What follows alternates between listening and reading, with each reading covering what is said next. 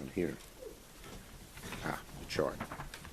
Okay, excuse me, good afternoon, everybody, and I want to thank Senators Kaine and Welch and also Brooks for joining us here today as we fight against Trump's trade war, as you see right here. This map has how much each state would pay for this absurd, crazy, chaotic trade war. But the worst thing about it is that it so hurts American families. It is estimated that the average American family will pay more than $5,000 out of their pocket to pay for these tariffs. These tariffs will cost them $5,000 as the prices of everything goes up, whether it's groceries or cars or wood or you name it, across the board. Why would Trump do this? Why would Trump do this? One reason: he wants to take the money that he gains from tariffs to give tax cuts to billionaires. And when told that American families would pay a whole lot more out of their pockets, you know what he said? I don't care.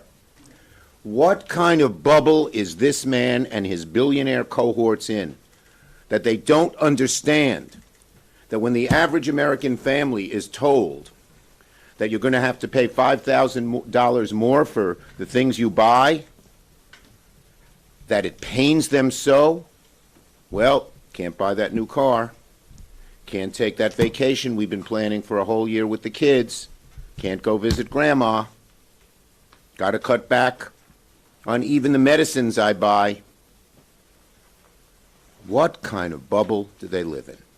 So we have documented in this chart how much each state would pay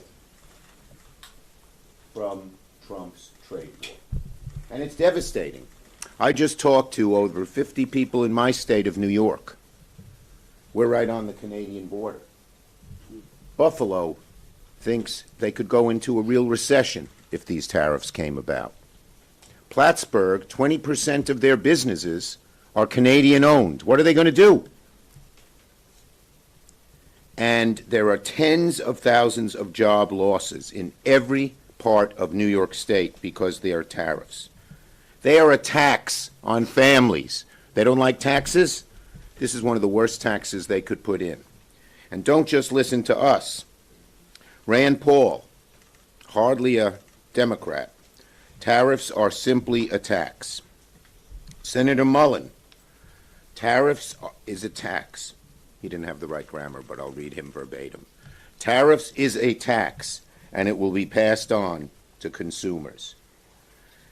According to the New York Times, 6.5 million jobs would be impacted by the Canadian tariffs, and people in red states will be especially impacted, from farmers to small businesses.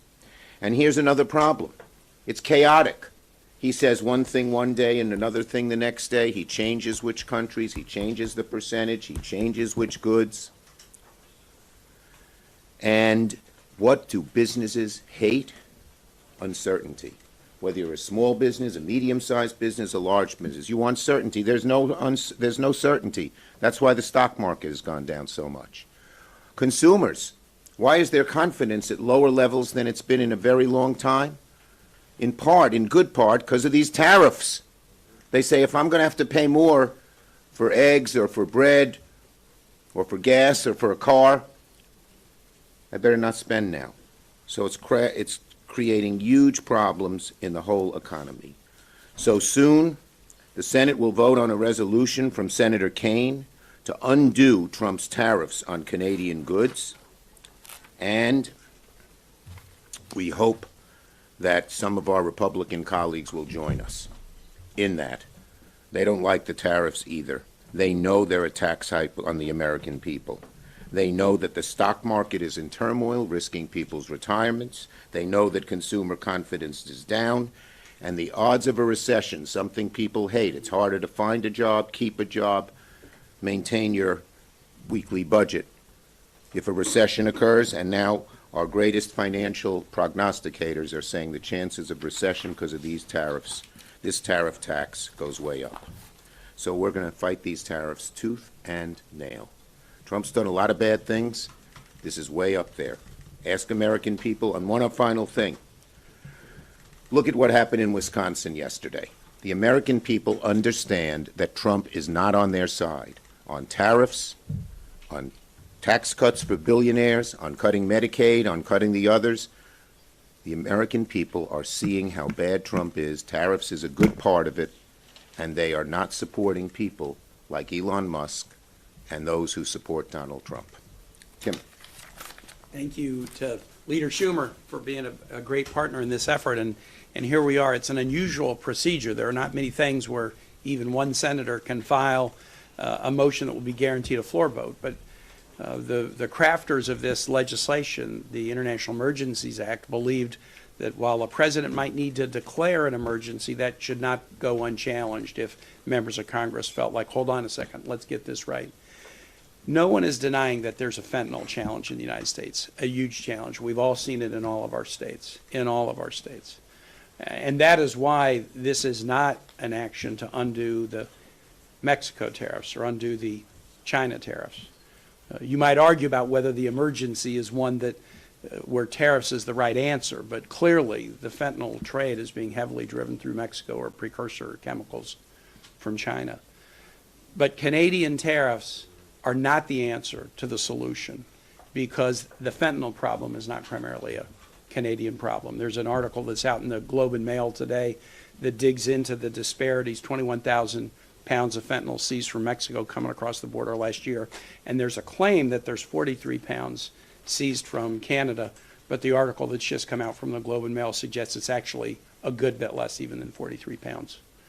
Is there work that we should and need to do together on fentanyl? Of course, Chuck led us to pass the halt fentanyl bill in the Senate just 2 weeks ago, and there's more we can do.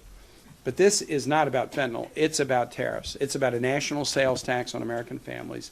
Trump's economic advisor, Peter Navarro, said that the total of these tariffs will be $6 trillion of taxes paid by American consumers, more than $600 billion a year. I've told the story of this baker that I have in Virginia. April is her name. She owns a bakery. Some of you might know this place. It's called Mom's Apple Pie. Now, is this a good thing for a speech in the Senate recording studio? Mom's Apple Pie Bakery. April owns it. 3 locations: Loudon, Purcellville, Occoquan. I was with her recently. She said, "Damn, you got to do something about these Canadian tariffs." And I said, "April, you got these 3 little bakeries. I mean, Canadian tariffs, how do they affect you?" Pie tins. All aluminum pie tins, they all come from Canada. You increase the price of a pie tin by 25%. And it's even worse if you have a can of beer with your apple pie. There you go. Or try some whiskey or something. The pie tin goes up by 25%. And she said nobody has to buy an apple pie. It's to celebrate somebody's birthday or a party. And if the price of a tin goes up by 25%, I sell fewer pies. I may have to lay people off. She's been through it in round 1 with Trump's tariffs in the first term. My largest business in Virginia is the shipyard, Huntington Ingalls Shipyard in Newport News. Ships and subs, critical to our nation's security. 35% of the aluminum and steel that are used in U.S. ships and subs comes from Canada. The other 65% is American-made steel. We're having a hard time producing ships and subs on time and on budget now. These tariffs kick in, it's going to get much worse. I'm very, very proud that this is a bipartisan bill. Rand Paul is an original co-sponsor of the bill. He's going to take the floor at 3 o'clock today for a half hour to talk about this. But I'm also proud with the number of stakeholders that have signed on. This morning, the U.S. Chamber of Commerce signed on to support SJ Res 37, the AFL-CIO, the sheet metal workers, the steel workers, the U.S. Conference of Mayors, the National Taxpayers Union. Mike Pence started a think tank after he stopped being vice president. I think it's called American Freedom Alliance. They came out yesterday. Vice President Pence's think tank came out to support SJ Res 37. We have support left, right, and center because people don't want Americans to have to struggle to pay more for groceries, pay more for building supplies, pay more for apple pie, for God's sake.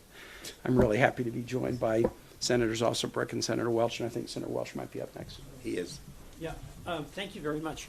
You know, nobody supports tariffs economically. Economists have looked at this, and they don't work, and they do a lot of hurt. So what we have with the Trump policy here is essentially a faith-based economic plan. There's no evidence that it works. There's overwhelming evidence that it fails.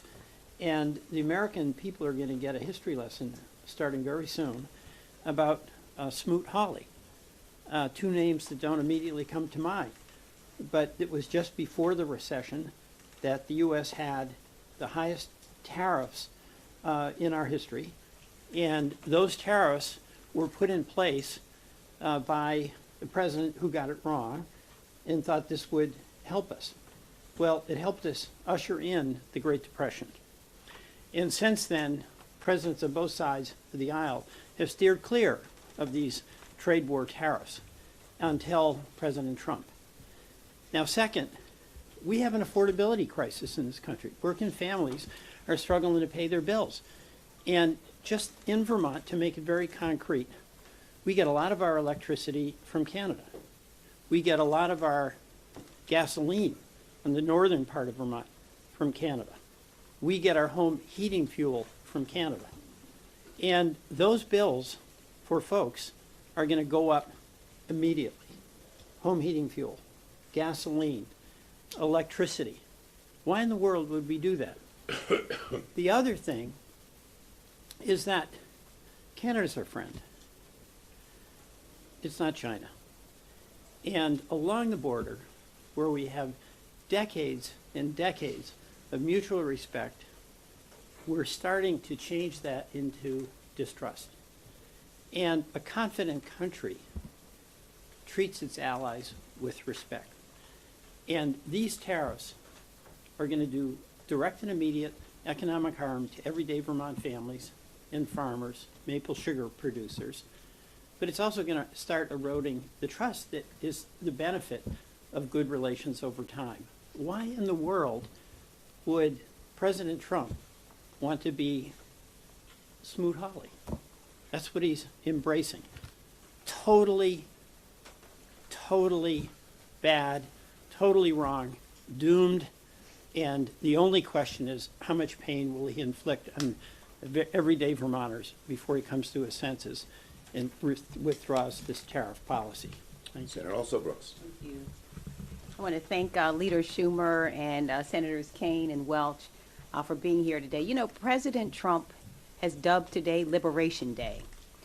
And I continue to think how tone deaf and how arrogant it is, because I'm asking myself, for whom? You know, who's liberated?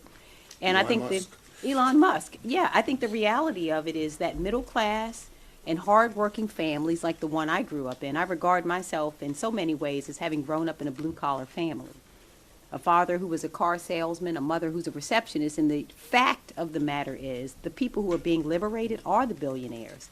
None of his policies, including these tariffs, anticipate any relief for hardworking and middle-class families. And so those who will be liberated are not us. And furthermore, he went on to say very arrogantly, you know, there's going to be a little pain, some minor pain and disruption, but the people that I represent don't regard increasing cost of groceries, increasing cost of owning a home, increasing cost of owning an automobile as a minor disruption. But it is a minor disruption to billionaires who can certainly not only afford the increasing cost of goods, but who will also enjoy a tax cut on the back end of this. We know that the taxes that we're looking at, the tax cuts will net, we believe, Elon Musk about $50 million in tax cuts over a 10-year period. So the cynical nature of these tariffs is really, really very disturbing. And so I have, my first bill is a Tariff Transparency Act. That has been filed. I'm going to go to the floor today and ask for unanimous consent on.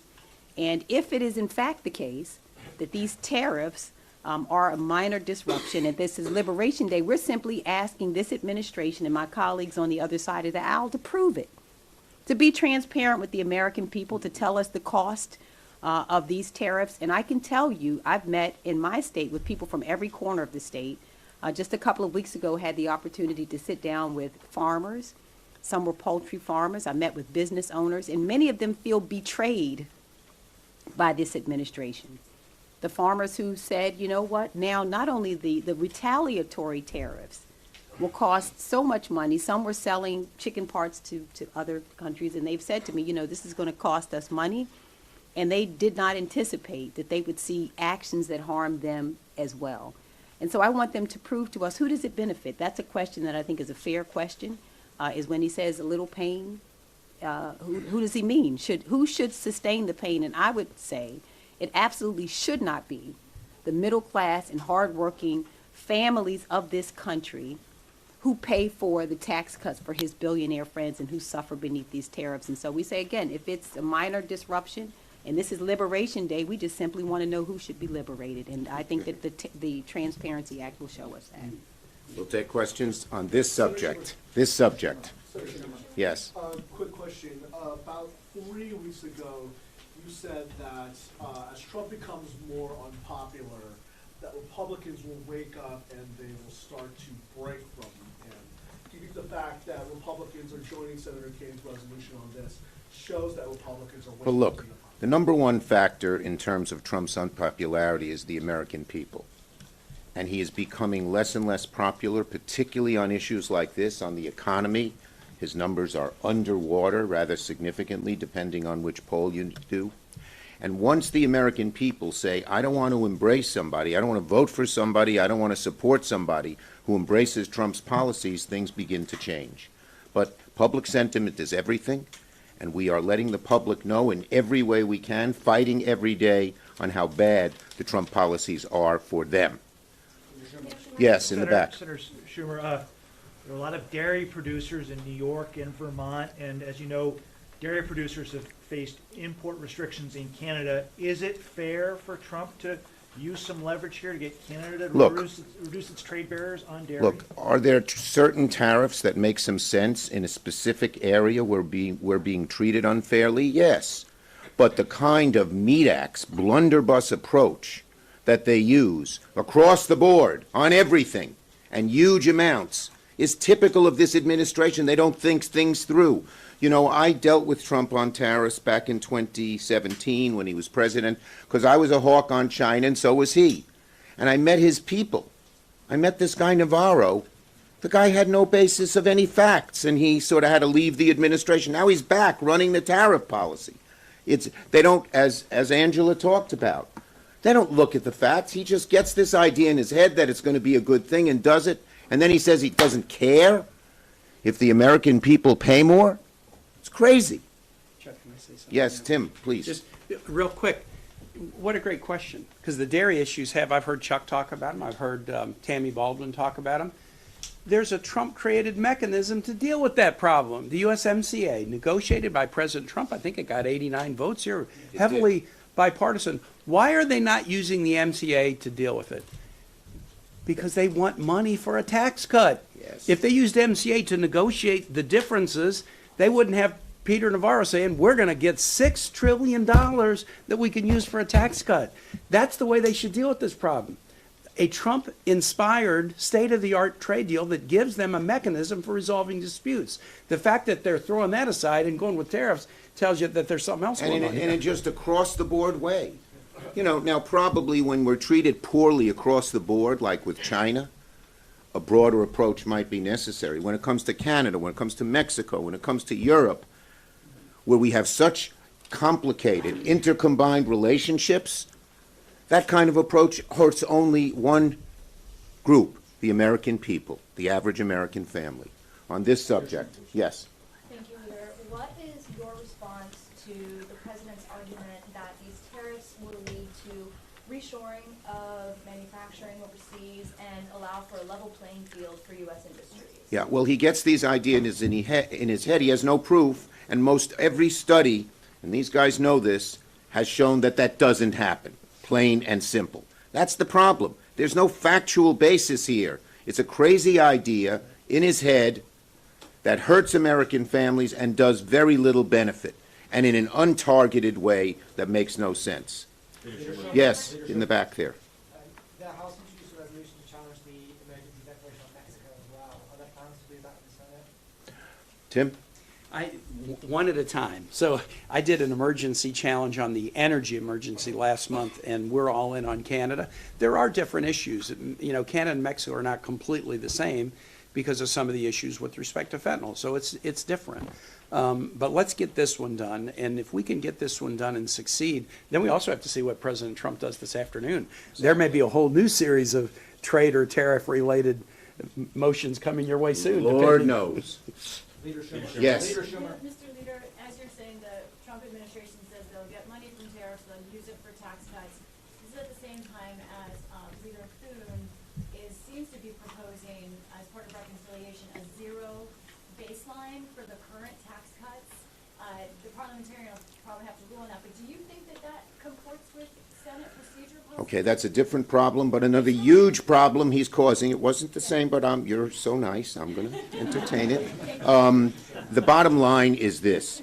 If they go through current policy baseline, it will increase the deficit on the United States by $30 trillion, virtually doubling it. And who's going to pay the price? Us, our children, our grandchildren. It just makes no sense. It's hocus pocus. What Mr. Chip Roy, looking for the beard, Chip Roy called it fairy dust. It's a scam. It's a scam to allow them to get more tax cuts for the wealthy. And it's going to hurt the rest of us. Thank you, everybody. Leader Schumer, on Wisconsin, do you think Elon Musk should keep playing in these races? Senator Kane, do you have any more besides for Thanks, the other Doctor. Republicans? There are a number that are still thinking that haven't played, so there's a little bit of drama today. Do you think it'll be higher? There's more, You're saying that, if they're asking, Can we ask No, you because it's just, there's others who haven't declared it. Thank